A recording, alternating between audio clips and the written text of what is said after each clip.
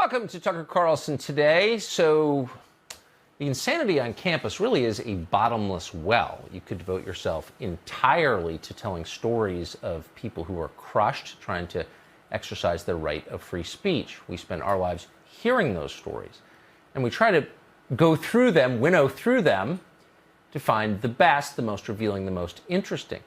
We have not, to this point, seen a story that so clearly reveals the competing worldviews here, that contains such clear statements of immutable principles we should be defending as a country, as this story does. It's the story of Professor Dorian Abbot. He's an associate professor of geophysics at the University of Chicago. He got his undergraduate degree at Harvard in physics. Like me, he has a PhD from Harvard in applied math. And he's had an amazing, that was a joke, of course, had an amazing experience over the last year. So the Massachusetts Institute of Technology, MIT, recently canceled a lecture that Abbott was about to give later this month because he was being criticized heavily on social media for his views, not even his political views, but his philosophical views.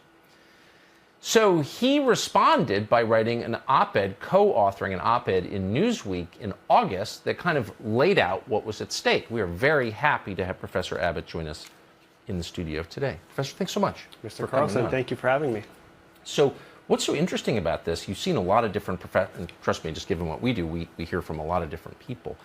I don't think I've ever seen a college professor lay out in such clear, and I will say gentle terms, as you did, what's at stake. So here's how I want to put up a statement. I don't know if we have this for the screen, but you took the time to write out a statement of your own personal values and how you operate as a professor, a teaching professor. And you wrote this: I practice fair admissions.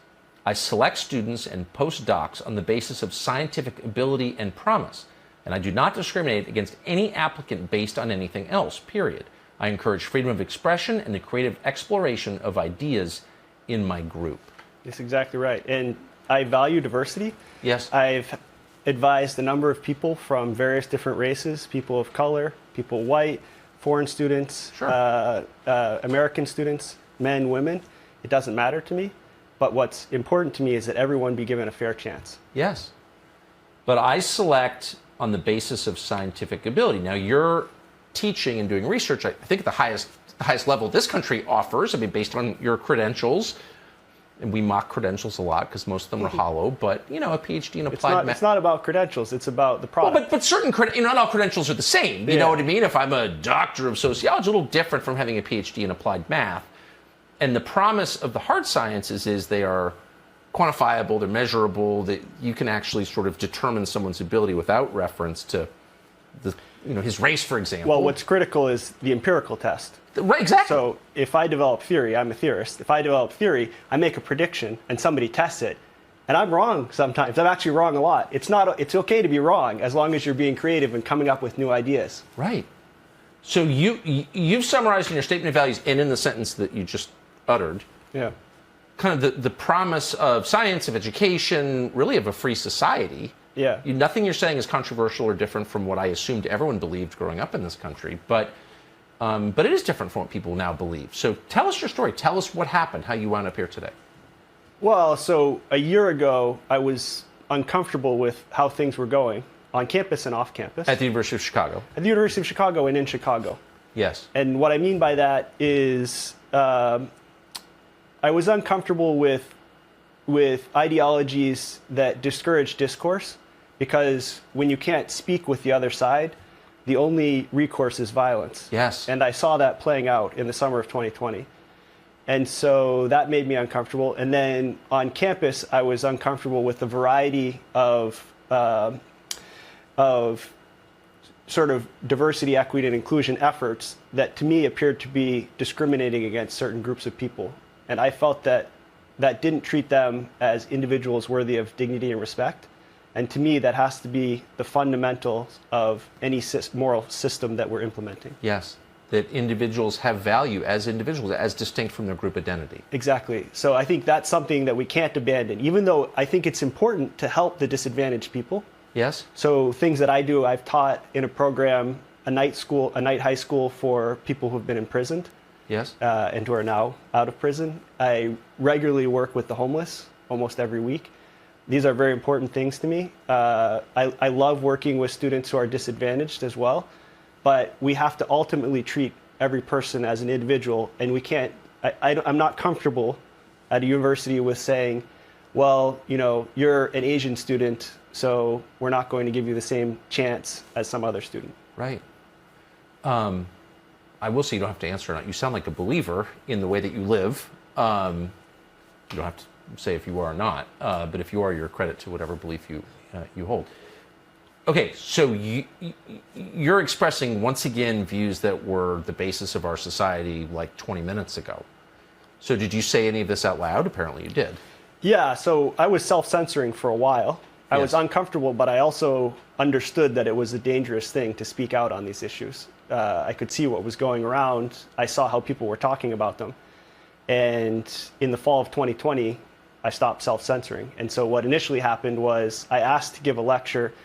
Someone gave a lecture in an internal science seminar that we have in our department that was advocating the sort of social justice position, which is fine. People should be allowed to advocate whatever position they want. That's part of academic freedom. I asked to give a response the next week, and I was told that I couldn't give my response, which I felt that was unfair. So I recorded a short... Let me just pause and ask, how did they explain that one side's allowed to talk? There's always technical reasons that are given, right? So whenever anyone says anything to you, you have to understand whether they're giving you the reason or the excuse. Right. And in this case, the reason was that the people making this decision knew that it would be a controversial thing to express these viewpoints. The excuse was, oh, we randomly select our speaker for this internal seminar, and it's not your turn this week. So what I did was I just recorded a 5-minute video making these points and put on YouTube and shared it with the department. Now I thought YouTube is a way that I share material with my classes. Yes. It's a way so you don't have to send a large video file. I'm so sorry, I keep interrupting you. I'm not doing my job. What do you teach? Like, what's just root us in your day-to-day reality. What do you do for a living? Exactly? Yeah, so what I do is I run a research group. My research group it contains graduate students, postdocs, and some undergraduates. What we are mostly focused on right now is planets, other planets, particularly extrasolar planets, planets orbiting different stars. Yes. We're interested in which ones could potentially host life. We've discovered thousands of these extrasolar planets. It's a very exciting time to be in that field. And in the next, hopefully 10 years, we'll start to get some indication of which ones could have life. And the next 50 years, we'll get much more indication. We'll start to put quantitative constraints on the prevalence of life in the universe. So we'll either find some, or we'll be able to say it's so-and-so rare. Of course, we won't be able to say it's a 1 in a million rare, because it's hard to prove something doesn't exist. Right. But we might be able to say, well, it's a 1 in 10 rare, or less, that kind of a thing. That's sort of what we're working on. And our role is theoretical calculations of atmospheric and oceanic fluid dynamics and radiative transfer in the atmosphere to try to predict which planets will have the conditions necessary to allow life. Well, that would be its own super interesting conversation. Maybe we should be talking about that. That's interesting. But so we've just established that your profession, what you do for a living, does not intersect with American politics or cultural trends really at all. Nothing. And in fact, to me, this sort of science is supposed to be a secret garden where you can retreat from all those type of activities. Yes. But over the last 5 to 10 years, everything has been introduced into the science. And so there's been a politicization of science. And this is the hardest of the hard sciences. This is not sociology. Yeah. Not to be mean to sociology, but I mean, this is different from that. So when I was an undergraduate, around the turn of the century, there were, in the dining hall, we would hear some of this, my physics buddies, we would hear what some of these other people were saying. It was sort of like a funny Did all joke. the physics guys eat together? Yeah, it's a nerd club. And so we would hear what was, I guess, sociology, anthropology. A lot of these fields were infected first. Yes. And we would hear what they were saying, and it was just funny and silly. It was like, oh, I'm glad I'm studying physics. But we never thought that it would come for us. And now here we are 20 years later, and it has come for us. I got to be honest. I cover this stuff for a living. I spent my whole life looking at this stuff. I never imagined that it would get to your department or departments like yours, because Yeah. it just doesn't have any connection at all to what you do, right? No, nothing.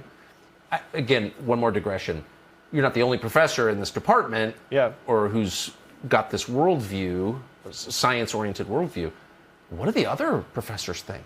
Well, so what you have to understand is that you become a tenured faculty member at a place like the University of Chicago by putting your head down and not caring about anything else except for your science.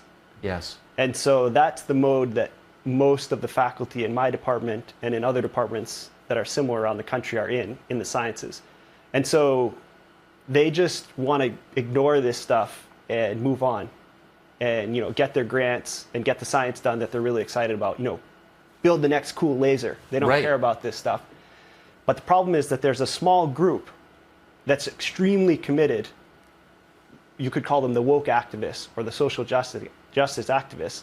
And they're willing to spend all their time on this stuff, and they sort of steamroll everybody else. And so it's a way that a group that commands maybe 10% of the support on campus can end up defining what direction science departments go. Yes. This is like the Bolshevik Revolution. No one really supported it, but they took over the country. So that a committed minority can control an apathetic majority pretty easily. It's true, and that can make you feel pessimistic, but it can also be a cause for hope, because it means that if only a few of us start standing up and asserting principles of academic freedom, then maybe we can turn the tide. Yes, well, that's the premise of this show, of my worldview. I really hope that that's true. I think it is. Yeah. I think it is true. So what are the ways that this ideology started to intrude on your department and your science?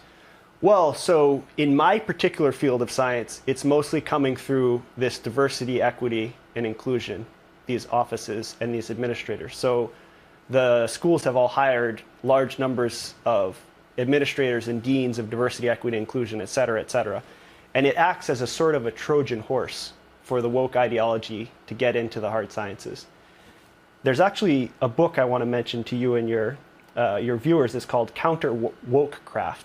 It's written by a professor named Charles Pincourt. That's his pen name. He's not even comfortable saying his real name, but he documents what he's seen of a sort of a tactical manual of how the woke operate in a university department and his suggested counter tactics. And so it's a way that you could get into this in more detail than I could possibly do in 1 hour. That sounds like a worthy book. Tell us, just in your day-to-day experience, so you're studying other planets outside of our solar system to assess their suitability for life. How exactly does the diversity, equity, and inclusion stuff affect you? Well, how it ended up affecting me was I was sitting on a number of committees where I felt that the discussions were not treating each applicant as an individual worthy of dignity and respect. That certain applicants were being written off or dismissed based on their immutable characteristics. And that's how it entered my life. Okay, so as a moral issue, at the point where but to be clear, so at the point where you bring in postdocs or students you're going to teach and faculty, and faculty, yes, okay. And faculty. So I felt that as a moral issue, I couldn't remain silent on this in good conscience. It's a big step to speak up about something like this. Did you talk it through with your wife? I did talk it through with my wife, and actually, I talked it through with my wife. I'd been telling her what had been happening, and she's born in Ukraine at the very end of the Soviet period, 1989. She still had to be baptized in secret, because if the government had found out that her mother was a Christian, she would have lost her job. So that's what happens when you end up having ideologies controlling education. And what she said to me was, from what you're telling me, it reminds me of what my mother told me about Soviet times. And people had trouble when they spoke out. Are you sure you won't have trouble? And what I said to her was, if that's what it reminds you of, if I have trouble or not, I need to speak out. Good for you. Was she impressed? Did she support your decision? My wife did support my decision. And at first, I was a little worried I was going to lose my job. And I talked to her about it. And she said, I've known hunger. I've known being cold and not having clothes to wear and not having heating. And I know I don't have to worry about that in this country. And so whatever happens, I'm with you and we'll survive. Wow. Yeah. She's a very strong person. Apparently. Well, that is support. Yeah. So with that support at home, at the core of your life and your marriage, you move forward to tell the truth. And try to tell the truth as I see it, yes. Yes, exactly. So you make, and I've interrupted you 9 times, I'll stop. You make this YouTube video, and what do you say? Well, essentially, I mean, I tried to go through some of these issues that I had seen coming up. And so one point that I made was that there are effectively quotas being put on Asian Americans. It's done in a roundabout way, but there seem to be quotas being put on Asian Americans. You can see that in the lawsuit of Asian Americans against Harvard. Yes. This reminds me of what happened in the mid-20th century to Jewish Americans. Yes. And it's something I'm not comfortable with. We all agree that that was wrong, so why don't we see that this is wrong? Another thing I said is, if we care about diversity and inclusivity, why is it that a conservative Christian person on campus doesn't feel welcome and that their viewpoints are not considered a part of the diversity of our campus experience? So I didn't deny the importance of diversity because I think it is important. We should have people with different perspectives on campus. Yes. But I just felt that these words, diversity, equity, and inclusion, weren't being lived up to, and that the ideology that was accompanying the DEI, diversity, equity, and inclusion programs was harmful in many ways. The other point I made is, what do you think the purpose of a great university is? I'm asking you. To impart knowledge and to train people to think systematically, which is to say skeptically, logically, to follow. Yeah, so that's the secondary purpose. What do you think the primary purpose is? To train our ruling class. The primary purpose of a university, according to academics, is to produce new knowledge. The secondary purpose is to produce knowledge, right? Is to transmit the research part. Is to transmit that knowledge as a secondary purpose. And so I pointed this out, and I said, I think these programs are inconsistent with that primary purpose. The primary purpose of a university is not social justice activism. It's producing new knowledge. And even when that knowledge is inconsistent with your particular ideology, we have to accept it and try to build out our knowledge base, including it. Well, that's about as clear as it gets. So you post this on YouTube. Yeah. And what happens? Well, so I've later discovered that there's a sort of a mechanism. There's almost like a playbook to try to take someone down who disagrees with the ideology. So the first thing that happens is people go on Twitter and they organize and they write lots of messages about the person. And the messages say mean things. So they'll say, this is racist, bigoted, white supremacist, like very scary sounding things. And then the other thing that they do is they claim that they've been harmed, that people are in danger because of this, and that the speech is a type of violence. So all of this happens on social media and it gets shared around. And the goal is to manipulate the administrator, the decision maker, into making the decision that the activists want. And so there's 3 parties in any of these cancellation disputes. There's the scholar, the political activist, and the decision maker, usually Yes. a department chair or a university president or a dean. And so the activists are very effective at manipulating that decision maker using these scary sounding words. The decision maker is usually a well-meaning, middle-aged, center-left person who believes in liberal values, but also cares about people and is susceptible to this type of manipulation. And so that's what happened. And then this culminated in a letter of denunciation against me that was signed by 70 young people in my department, students and postdocs, trying to get me to restrict my teaching, my ability to do research, and then also attempting to accomplish other goals in their program. So, for example, at the University of Chicago, we have a document called the Shills Report, which is about 50 years old and is used as almost like our constitution for hiring and promotion for faculty. And this document requires that only merit be taken into account. So one of the demands was to have this document ripped up and not use it anymore. So it can be fairly explicit in terms of trying to affect certain outcomes. There's no hiddenness about being against merit. It's very upfront. in a campaign like this. University of Chicago is a little bit different, very different from a lot of schools in that it has this generational reputation as a place that is a meritocracy. And that is a serious place as a result. Well, so that's actually how UChicago got on the scene. Right. So there was an era when Jews were being discriminated against. Yes. And UChicago said, we're not discriminating against anyone. And as a result, they got a lot of really good people who other places weren't taking. And that's how, in the 20th century, it got up to the same level as the Ivy League schools. So to a greater extent than in most campuses, that's the identity of the school. That's true. This is a meritocratic institution.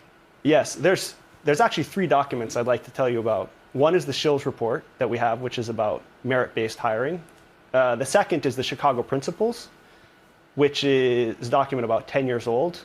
And essentially it says, even if someone's saying something that the majority of people on campus consider wrong-headed, incorrect, immoral, whatever, we still have to hear them out. We have to allow them to deliver lectures and to publish. We can't have a moral judgment on who gets to speak on campus, and we certainly can't have it determined by a majority vote. People have to be exposed to different viewpoints.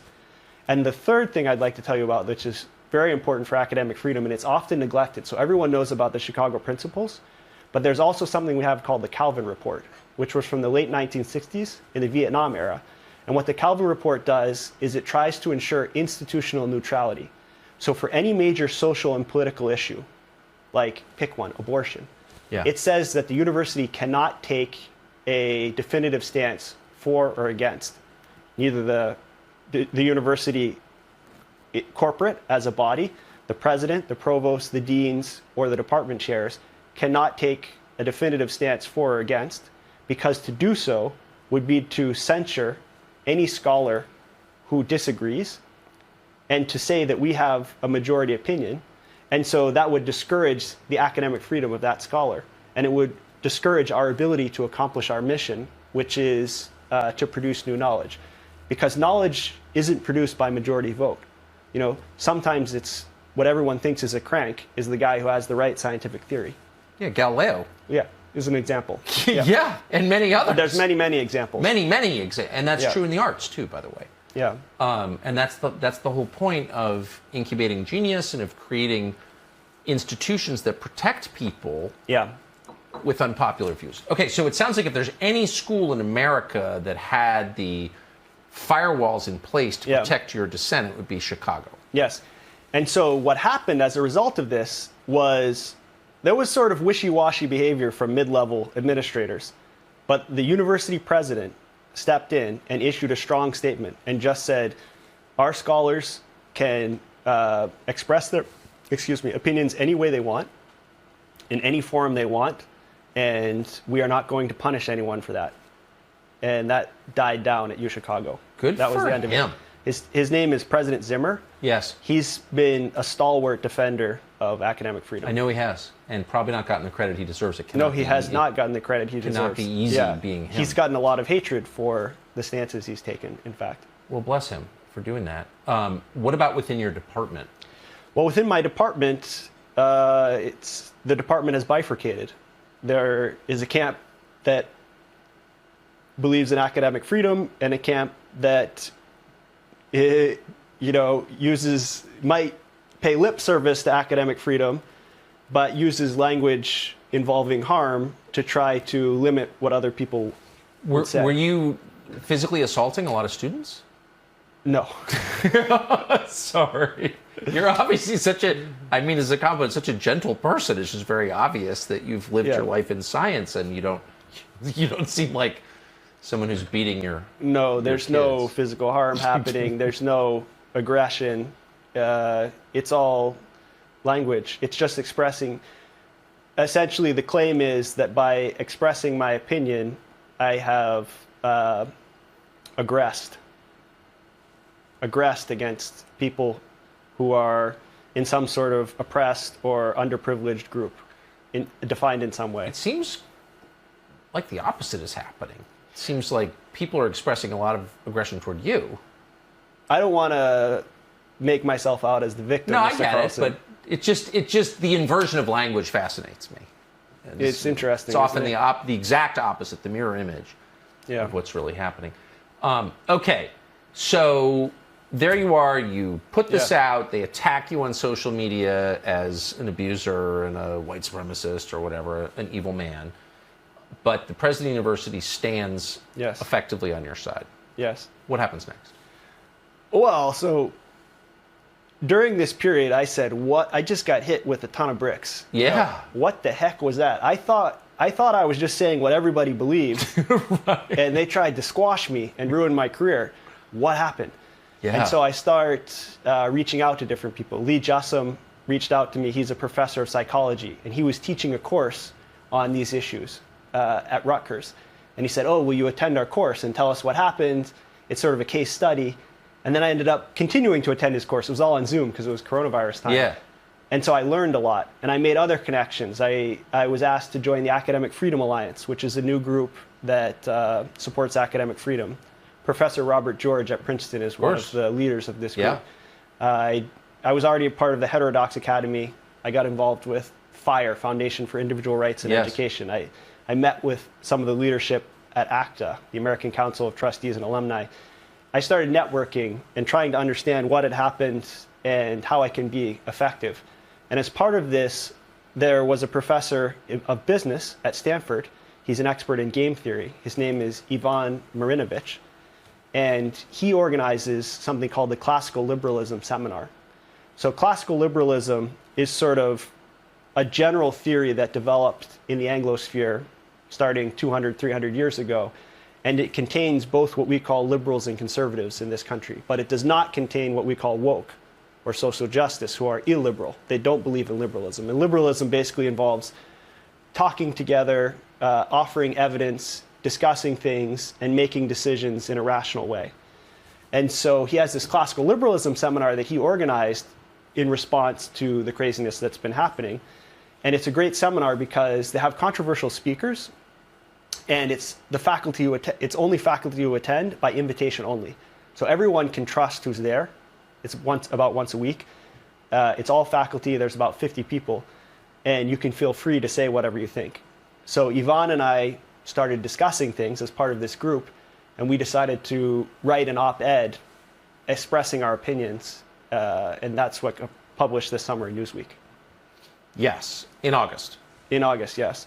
So in that, I want to put up a couple quotes from that piece that you co-wrote for Newsweek, because I think they, I'll just read them. If we could throw one of those up, I'll read it off the screen. Because I think you laid it out. Yeah. DEI violates the ethical and legal principles of equal treatment and entails treating people as members of a group rather than as individuals, repeating the mistake that made possible the atrocities of the 20th century. It requires being willing to tell an applicant, "I will ignore your merits and qualifications and deny you admission because you belong to the wrong group, and I have defined a more important social objective that justifies doing so." It treats persons as merely means to an end, giving primacy to a statistic over the individuality of a human being. So nicely expressed. When you put it that way, this is very dark. Yeah, I think we're playing a dangerous game here. I think a fundamental aspect of legal and moral philosophy has to be that each human being is an individual worthy of dignity and respect. And when you abandon that principle, it's very dangerous. Well, yeah, because as you said at the very outset, it's a short hop from there to physical violence. So that's the speech issue. So if a related issue, so I'm talking to you, right? Right. I'm aware that you sometimes say controversial things. Right. Okay? But I value you as an individual. You asked me to come talk about academic freedom. Yes. And I'm going to come talk to you because, we're going to talk man to man, and we're going to, of course, talk things over.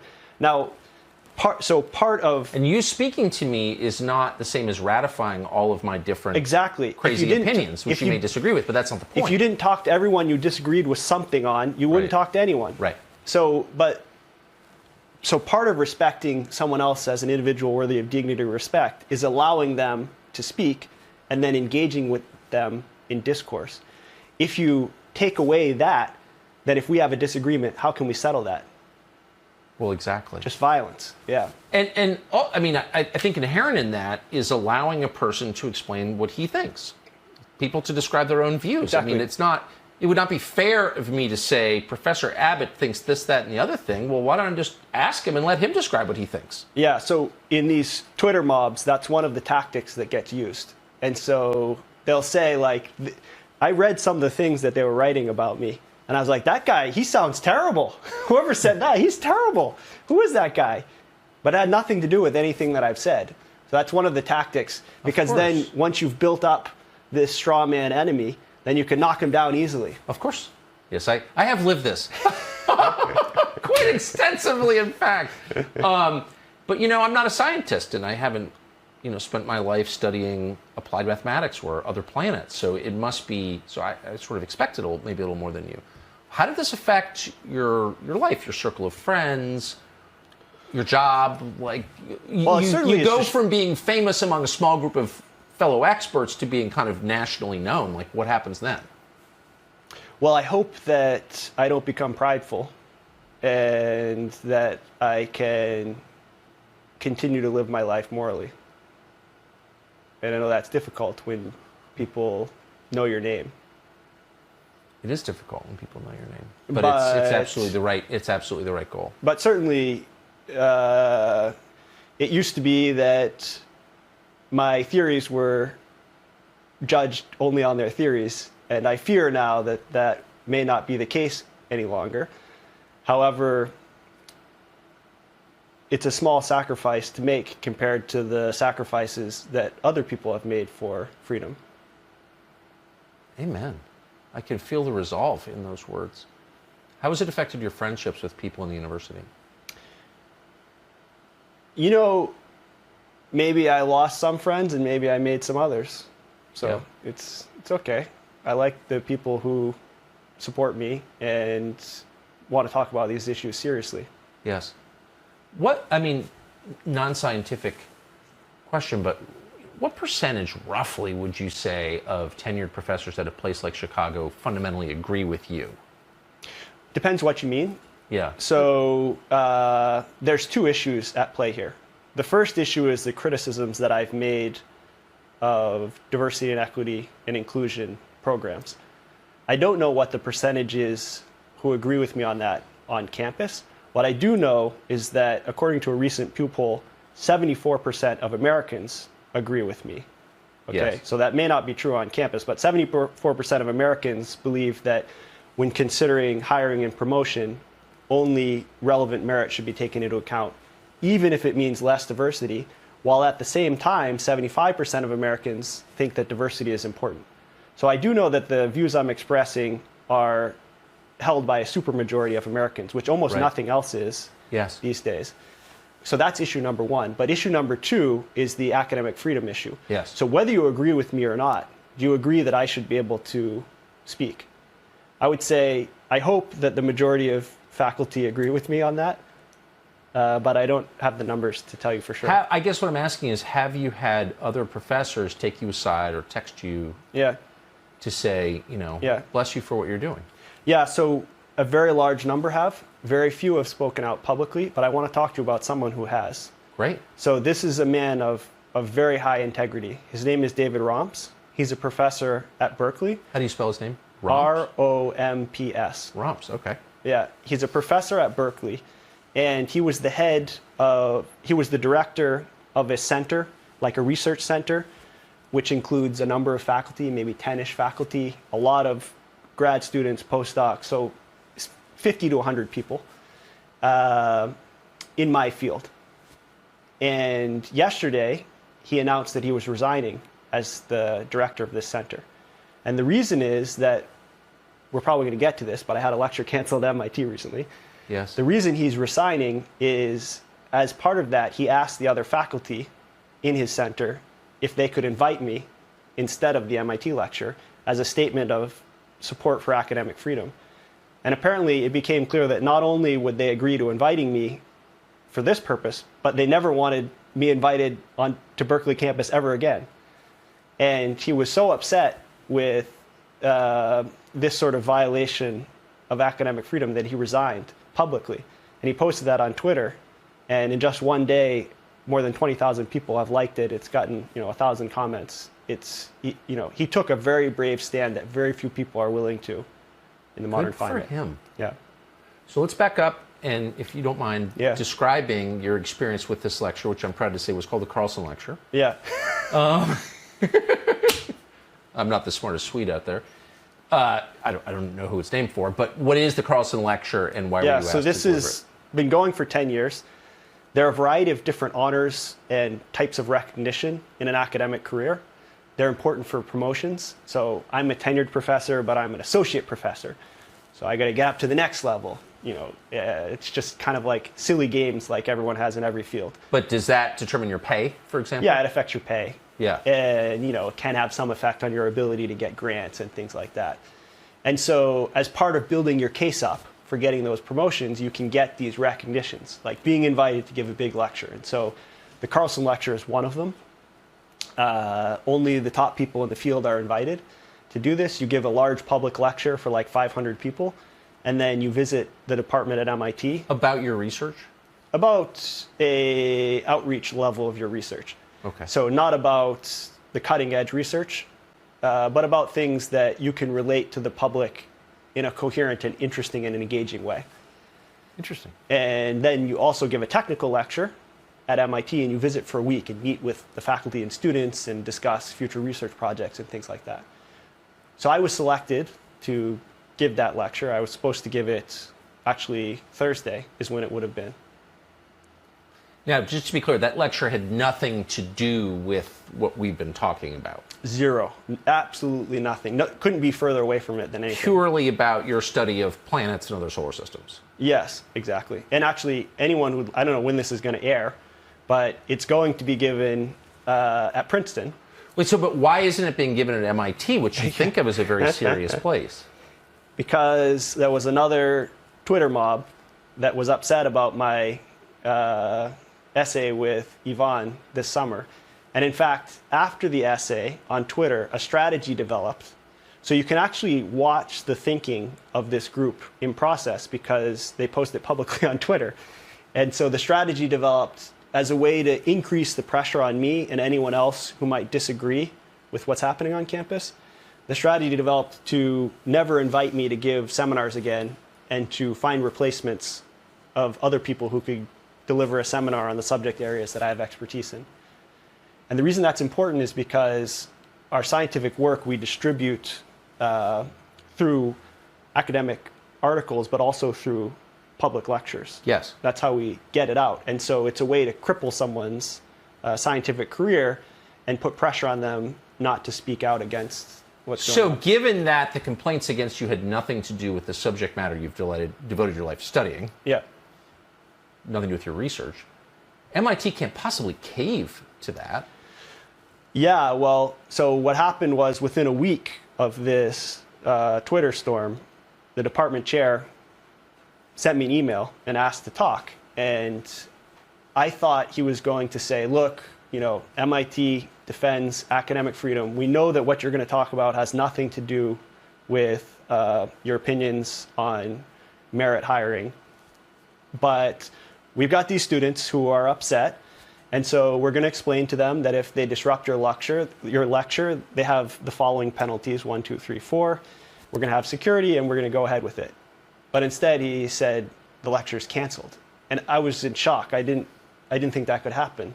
I didn't know we had gotten to that place as a society. Well, describe the conversation. I mean, what was he apologetic? Was he embarrassed? I can't describe it in more detail than that because I may not be the best at picking up on emotions. And also, I was a little upset, so... I can't even imagine. Yeah. I'm sorry, I'm just reminded of you and your physics friends in the Harvard cafeteria. We weren't talking about emotions. Sorry. I'm not laughing at you. This is so It's great. okay. I'm proud to be a nerd. I love that. I live in a humanities world. I never meet anybody like you. But I'm so grateful you exist, or we wouldn't have, say, air travel. So, wow. So this administrator caved to the mob. Well, let me just ask this. Did the person prostrate himself before you and beg your forgiveness. No. Okay, so that's despicable, I would say. Now that's my view. I just got to read because I just want our viewers to understand the kind of person you are, which is to say a far better Christian than I'm capable of being. This is a tweet you sent out after the lecture was canceled. Quote, "I forgive the activists who led the campaign against me. Please do not attack them personally. They are fish swimming in a sea of moral confusion. Some of the responsibility for their behavior rests on their elders who have not helped them form properly." Boy, if that's not Christian forgiveness, I don't know what is. I'm really impressed that you were able to write that. My fingers would not type that, even if I told them to. They just wouldn't. So good for you. Yeah, I mean, so I view this as an issue that some of these people who've gotten caught up in this woke stuff, they've grown up in a moral vacuum. Yes. And this is filling that for them. And so we all have responsibility for our actions, but we can have compassion for them because they've gotten sort of tricked by this propaganda that claims to be, it presents itself as advancing laudable moral goals, but in fact, it's a radical ideology that's dangerous for society. Oh, absolutely. And you've made such a restrained but crystal clear case about its dangers and where this leads. So the MIT lecture is canceled. That's shocking. Forever changes my view of MIT, that the institution itself could allow this to happen, allow Twitter to determine its academic standards and to destroy academic freedom and speech. But you are now giving a lecture at Princeton. Please describe how that is happening. Yeah, so part of this networking I did after my first run-in, through part of it I met Professor Robert George, who is a professor at Princeton, and he runs the Madison program there. They're mostly concerned with issues of constitutional law and society and things like that. But they have a large range of topics that they can cover.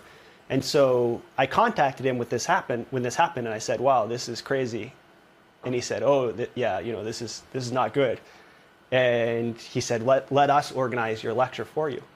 So through the Madison program, we'll organize it on Zoom, and anyone can attend in the whole world. And so it was supposed to be a lecture to maybe 500 people, and there's now almost 10,000 signed up for it through the Madison program at Princeton. That's amazing. Yeah. And so that's the sort of thing, as academics, we can support each other when someone is attacked, and we can reach out to the public and make it clear to people that we're not going to allow ourselves to be silenced by these sort of groups of ideologues. This is the famous Robbie George at Princeton, who's been around for an awfully long time and is the professor of last resort for a lot of people who are in your position because he's a decent and principled person. Will the lecture, I have to ask before I sign up for it personally, will it be about your specialty, or will it's the exact same thing I was going to give? And anyone who watches can see that it's just about science. It has nothing to do with Are there 10,000 people who could understand it? Yes, that's what it's designed for. Oh, it is? Okay, good. You could understand it. I hope you'll attend. Actually, I will, because the one regret I have in this conversation is what you do in your academic area sounds legitimately pretty interesting. Yeah, I think you'll like it.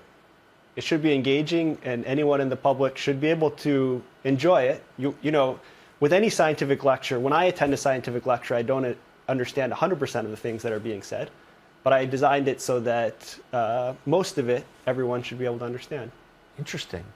I've never used the phrase, quote, "when I attend a scientific lecture." It's just never. Well, never now you can. Uttered those words. So what's your plan? First of all, I just have to say again, I can't say it strongly enough. Thank you for your bravery, for your dedication to the bedrock principles of the country, without which we can't really continue. Yeah. Because I know this is kind of not what you wanted to be doing with your life. Yeah. Or you would have been working in the Congress, right? Yeah. So what are your plans going forward? I want to spend 80 to 90% of my time doing science long term, but I want to spend 10 to 20% of my time advocating for academic freedom. And so one idea I've been talking about with other faculty at UChicago is trying to start a center for a free society. And we would purposefully invite speakers who some people viewed as controversial, but we would require everyone to engage with them respectfully. we would also host fellows from a variety of different fields who have an interest in academic freedom or who have potentially suffered harms for expressing their opinions. And so the goal would be to promote academic freedom and connect that to the importance for a free society more generally. Do you think University of Chicago would allow you to do that? We'll see. I'm optimistic, but we'll see. Amazing. You rarely meet people who are this fascinating and wonderful combination of legitimately tough and also kind. Not a lot of people like that running around. I mean, you are one of them. Thank you. So we are rooting for you. Thank you. We'll be watching. Thank you, Professor. Thank you. Thank for you this so conversation. much, Mr. Great. Carlson, for giving me the opportunity to talk about Oh, I academic love freedom. it. I love it. This has made me more hopeful than anything I've heard in a long time. So Great. thank you. Thank you.